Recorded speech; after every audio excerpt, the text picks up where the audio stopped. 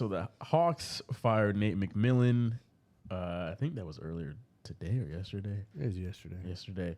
Yeah, so Hawks, awful defensive team. Let's just throw that out there. They do not play defense. That's a fact. He did get this team to the Eastern Conference Finals a few years ago. But since then, they have not been very good. Do you guys have any general thoughts on Nate McMillan losing his job at this point? I think they think that this is gonna spark the team, and I don't think that's gonna happen. I think they did this before a long time ago, or like 2001-ish, and it sparked the team up, and they went to the Eastern Conference Finals. But I don't feel like this is gonna be the situation. That was Nate McMillan. That was the spark. No, that was Nate McMillan. Well, yeah. There you go. There you go. When he became the coach. Over 20 years ago. No, honest to God, though, like, I forgot that he was still coaching. Now, he's known as Mr. Sonic in Seattle because he played for 12 years with the Seattle Sonics. Now, it wasn't great. He only averaged 6.8 points a game, like 4 rebounds, but he was always consistent. And then the year he retired, he became an assistant coach for 2 years. Then he was the Sonics coach. Then he coached the Trailblazers. Then he coached the Indiana Pistons. Then he took 4 years off.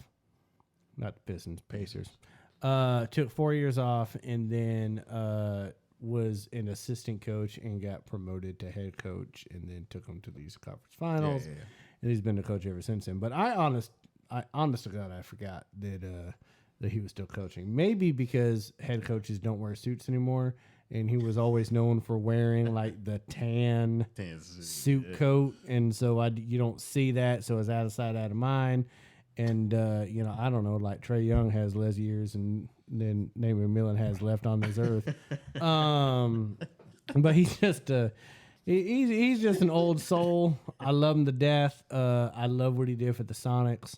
I love who he was, the fact that he was Mr. Sonic. So I'm sad to see him go. It's probably the last stint that he will have in the NBA. Yeah, probably the last thing getting his heart too. So. God damn. Man is not old. Jesus. I'm putting miles on this man for no reason. Trying to kill people. But no, so I mean, but yeah, they're looking for a spark. But what they really should do is just do some Rogaine or something. That hair is gone. Because maybe if Trae Young gets some hair, he gets a shot back. Get some hair back, shot back. I don't know. That's just disgusting. By the way, it look like his head looks like other people's armpits. Like, let's be real. Like that's what it's talking about.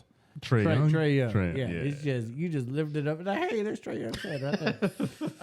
It's like everybody looks like baby hair. Yeah, like 90% of the men on this earth got Trae Young in a headlock, and they're just wrestling him.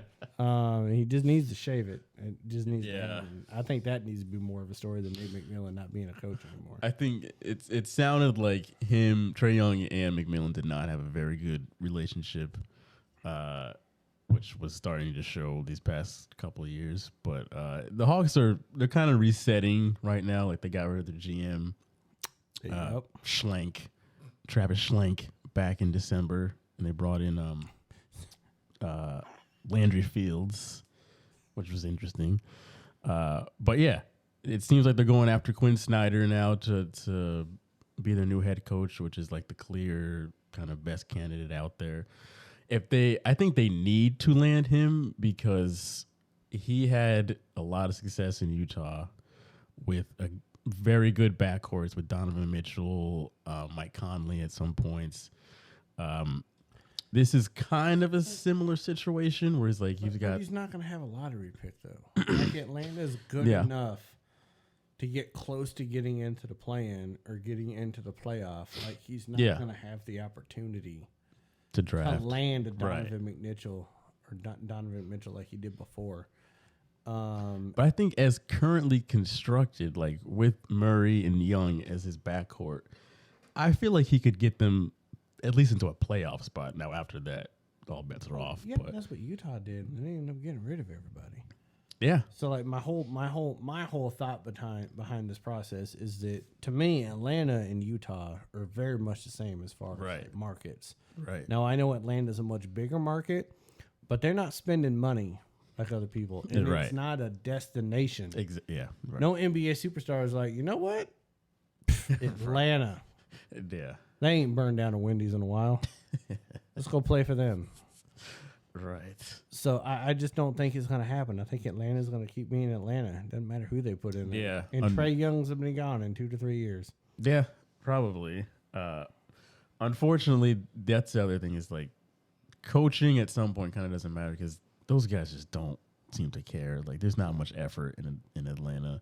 Like I said, defensively they're awful. They just do not play defense, and I don't know how much you can change with coaching, no matter who you bring in. So, hope they get Quinn Snyder, but even with him, I see him like 7, maybe a 6 seed kind of Eastern Conference team, but at best. Like a tune-up for a real team that wants to go to the NBA Exactly. Finals. Right.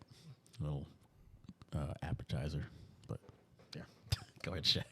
I'm just upset because my team is the 7th seed right now in the East. But Are they? I mean, when you put it like that, all the shots somebody kind like Somebody one of them, calamari dish.